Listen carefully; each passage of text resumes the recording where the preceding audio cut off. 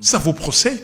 Et moi, je demande aux Congolais de ne pas rester comme ça, comme des gens qui ne comprennent absolument rien. La démocratie, c'est les débats, c'est les idées qui s'affrontent. Et c'est ce que j'ai voulu pour cette campagne-là. Ne forcez personne. Vous savez, les gens de mon âge, nous ne sommes que 10%. Les gens de mon âge et plus. Nous ne sommes que 10% de la population congolaise. Et l'OMS avait pour objectif, avant septembre, de vacciner 10%. Okay? Si on avait vacciné que les gens de mon âge, les jeunes gens, dans un premier temps, on peut dire, il attrape le virus. Il va se défendre. Il va se défendre. Encore c'est comme toute grippe. Encore que les nouveaux variants. Encore que les nouveaux variants. Mais je termine en disant ceci pour l'AstraZeneca. Je ne fais pas la publicité de quoi que ce soit. Je connais un monsieur qui s'est fait vacciner ici, un expatrié. Et qui est parti se faire vacciner ailleurs. Non, il s'est fait vacciner ici, première dose. La deuxième, il est parti la chercher ailleurs. AstraZeneca, non. AstraZeneca. Et puis, il est parti en vacances. Et puis, il est arrivé qu'il devait prendre la deuxième dose. Il a pris Moderna ou une autre. Non. Il a fait quoi? Il est parti, il a donné les bouts de papier qu'on lui a donné quand il s'est fait vacciner pour la première fois. On a tapé dans la machine. Ils ont dit que AstraZeneca, dose, lot numéro tel et tout ça, c'est bon. OK, monsieur, paf. On a mis deuxième AstraZeneca. dose. AstraZeneca. Donc pour répondre à ma question, la première, si vous ne pouvez pas vous faire vacciner ici, vous allez vous faire vacciner à l'étranger. Moi? Oui. Moi, je vais me faire vacciner ici. Je ne suis pas, parce qu'on dit qu'il y a des Congolais qui se sont fait vacciner en catimini. Non. Vous savez que quand je vous appelais, j'appelais tout le monde. OK? Comme moi, je ne pouvais pas me faire vacciner en catimini. Ma femme s'était fait vacciner plusieurs jours avant moi. Ma femme s'est fait vacciner plusieurs jours avant moi. Et donc, mais moi, je voulais les faire Pour remercier tout le monde. Merci beaucoup, M. Fayoulou. Édition spéciale, 1 heure avec vous, en ce vendredi soir. Merci de votre attention. Quand tout le fil de l'émission, la constance, c'est vous êtes vraiment... plus aucun pont possible entre vous et Félix Tshisekedi pour sortie de crise.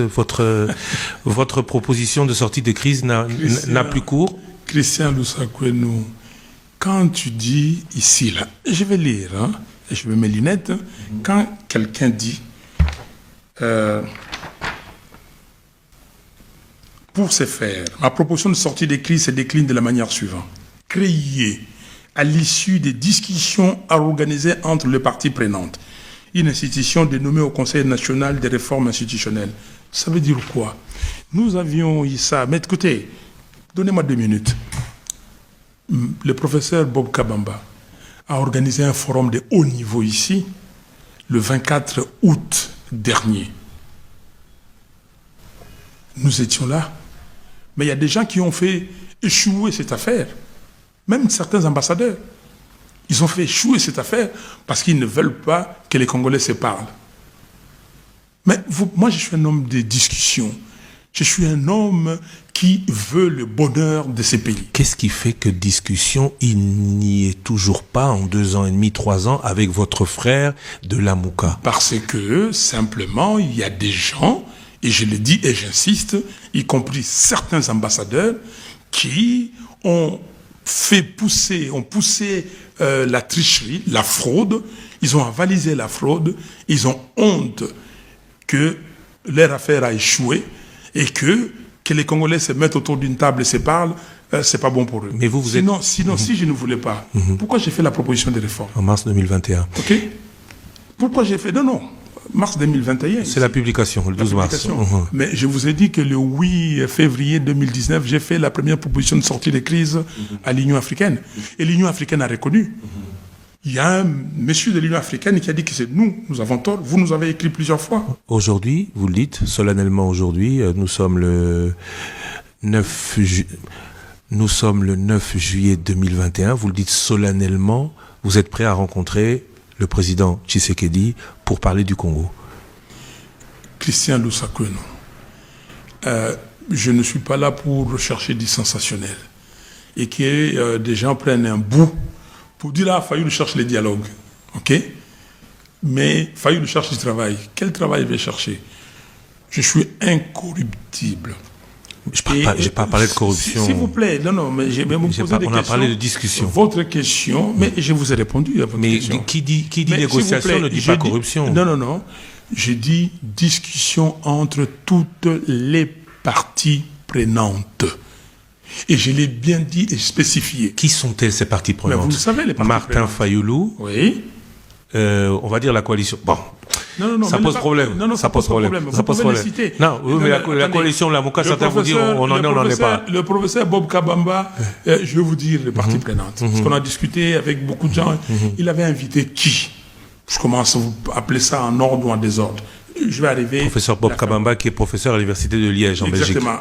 Il a dit Félix Tshisekedi, Joseph Kabila, ok, et puis Vital Kamerhe. Donc c'est ça qu'il a dit. Donc son équipe. Ce sera un peu compliqué aujourd'hui. Non. Quand il dit que Vital Kamerhe, c'est pas Joseph Kabila qui va venir, c'est pas Félix Tshisekedi qui va venir, c'est pas Martin. Les discussions commencent. Nous avons fait les discussions de la Cinco. À 3 Non seulement. Attendez, je vais arriver. Nous avons fait les discussions de la Cinco. J'ai fait comme ça, vous voyez, j'ai continué. Nous avons fait les discussions de la Cinco. Les discussions de la Cinco, c'était des discussions entre Joseph Kabila et Etienne Tshisekedi. Mais c'est nous qui avons représenté les deux. Donc, j'ai terminé. Et Vital Kamerhe. De ces côtés-là, c'était FCC Cash. De l'autre côté, il y a Jean-Pierre Bemba, Moïse Katumbi, Adolphe Moussitou, Martin Fayoulou. OK? Donc, il y avait ces 7 là. Ces 7 là, et on discutait à l'époque, voir pourquoi pas Modeste Bahati. Parce que si... il était ni dans l'un ni dans l'autre, voilà, à l'époque. Pourquoi pas Modeste Bahati? On a discuté. Vous pouvez demander à Bahati. On a discuté. OK? Donc, ce sont les parties prenantes politiques. Donc, si vous mettez les parties prenantes, vous discutez, et nous allons avoir une solution. Jusqu'aujourd'hui. Non, mais la réunion a été convoquée, sauf Bahati qui n'était pas là. Le prof Kabamba a convoqué sous le financement de l'Union européenne les forums de haut niveau, mais il y a des ambassadeurs qui ont demandé aux autres de ne pas venir. OK? Mais nous étions là. Hein? Les gens de notre camp, la MOCA, dans son ensemble, étaient là. Mais on a dit à certaines personnes de ne pas venir. Il n'y a pas 36 solutions que les parties prenantes se rencontrent, discutent et trouvent une solution. C'est pour cela que j'ai dit, la loi portant organisation et fonctionnement de la CENI doit être consensuelle. On doit retirer cette loi. Les partis doivent s'asseoir et dire qu'est-ce qu'il y a de bon dans la loi qui a été proposée votée au Parlement. Qu'est-ce qu'il y a de bon chez la MOCA? Qu'est-ce qu'il y a de bon chez les autres? C'est tel ou c'est tel autre. Et nous allons, et c'est pour le bonheur du peuple congolais. Si des gens viennent ici pour se faire de l'argent, si les gens viennent ici pour regarder leur situation personnelle et ils prennent des décisions par rapport à ça, le peuple congolais ne suivra pas. Aujourd'hui, vous voyez ce qui se passe à Goma. OK? Aujourd'hui, vous voyez la misère du peuple. Vous allez parler d'état de siège, on n'a pas beaucoup continué. Est-ce qu'on a arrêté les tueries? La ville de Beni, avant, dans l'état normal, civil, ces tueurs ne sont jamais entrés au centre-ville. Aujourd'hui, ils sont au centre-ville. Qu'est-ce qui se passe? Les gouverneurs commencent à parler des prélèvements de taxes, commencent à parler des constructions des routes. L'état de siège, il va durer combien de temps? Pourquoi on n'a pas fermé les frontières parce que l'état de siège a été décrété pour une période d'1 mois, d'abord. Mais pourquoi, pendant 1 mois, on n'a pas fermé les frontières, traqué tous ces gens-là pour dire, bon voilà, on a trouvé une solution. Vous allez dire que c'est une guerre asymétrique. Oui, si c'est asymétrique, vous fermez les frontières, vous rentrez dans les quartiers, vous envoyez tous les militaires formés que le Congo a, vous les envoyez là-bas, avec l'aide de la MONUSCO et même des partenaires étrangers, pour éradiquer cela. Monsieur Martin Fayoulou, merci beaucoup d'avoir été avec nous. Si se termine cette édition spéciale, j'espère que les brebis seront contentes que le berger leur ait aujourd'hui adressé la parole, parce que vous êtes très avare de parole, et nous espérons vous avoir très très bientôt de nouveau, peut-être à l'occasion d'un nouveau rebondissement politique, puisque notre pays en compte beaucoup dans les ondes de Top Congo FM. Merci beaucoup. On parle quand il faut parler. On parle quand il faut parler. Et on ne parle pas tout le temps. Vos auditeurs, merci à eux de me réclamer. Mais on n'a pas abordé un sujet qui me tenait à cœur.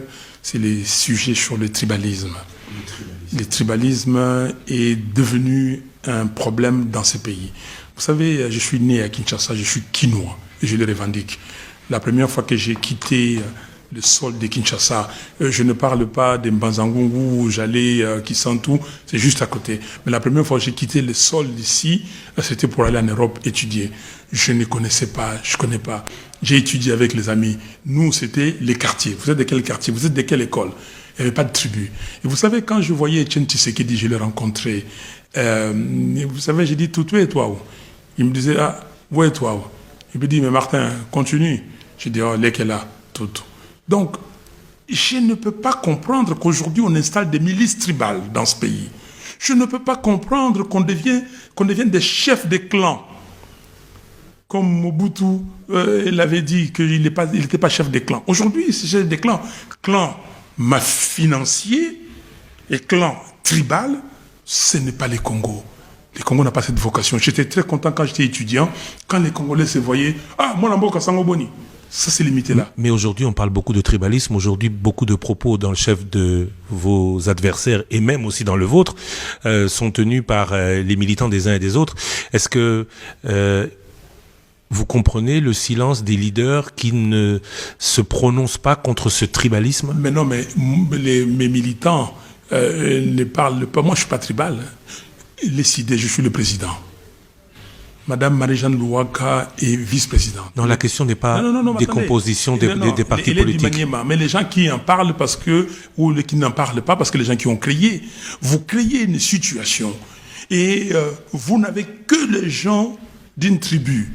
Que voulez-vous que les gens fassent? Et quoi, vous n'avez que les gens d'une tribu? Mais vous le savez. Non, justement, je ne sais pas.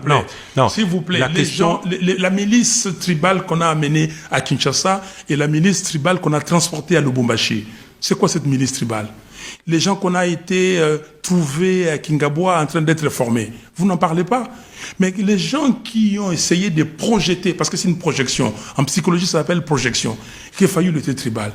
Mais vous voulez que je vous cite 10 de mes amis intimes?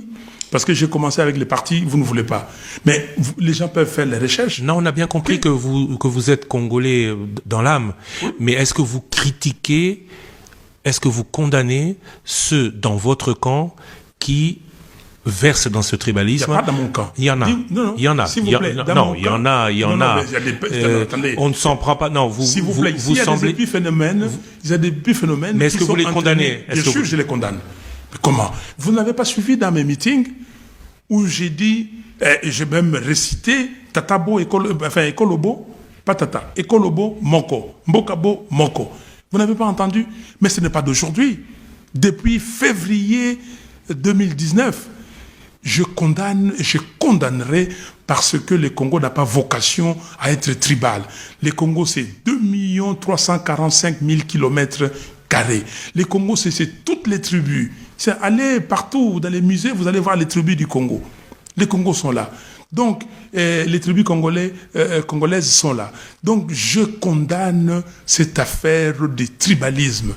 Et je condamne les gens qui ne savent rien faire, qui ne peuvent pas sortir de ces carcans tribaux parce qu'ils n'ont pas d'autres ressources.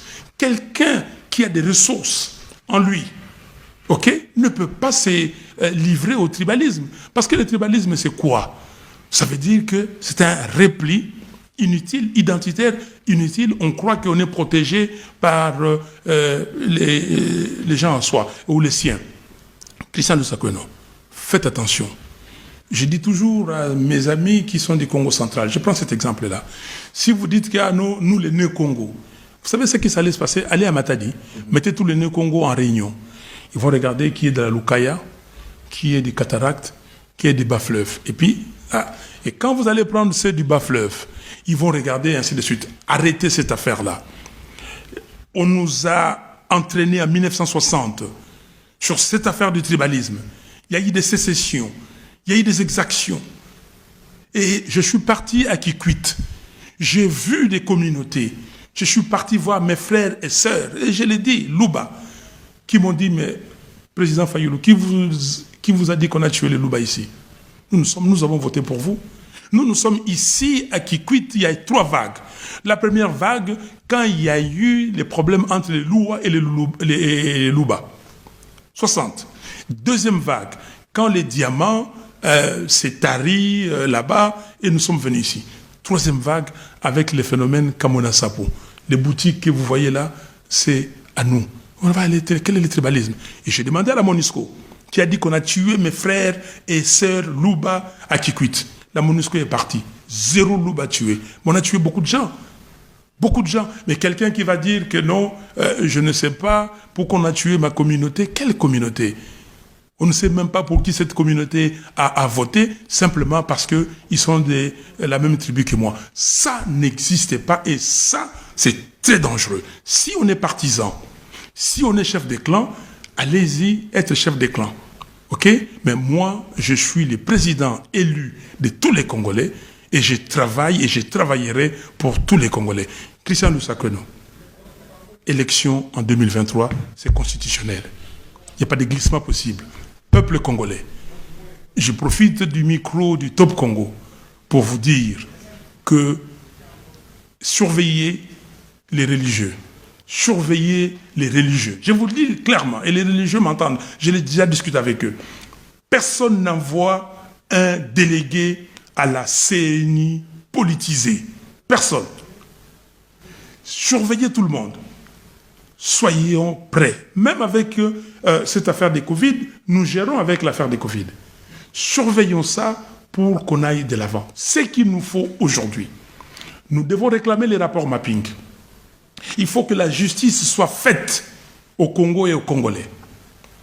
Il faut que justice soit faite. Ces rapports que le docteur Mukwege réclame tant, il faut que ces rapports soient ressuscités, qu'on mette sur la table. On ne peut pas taire ce que nous avons connu, les souffrances. On ne peut pas taire.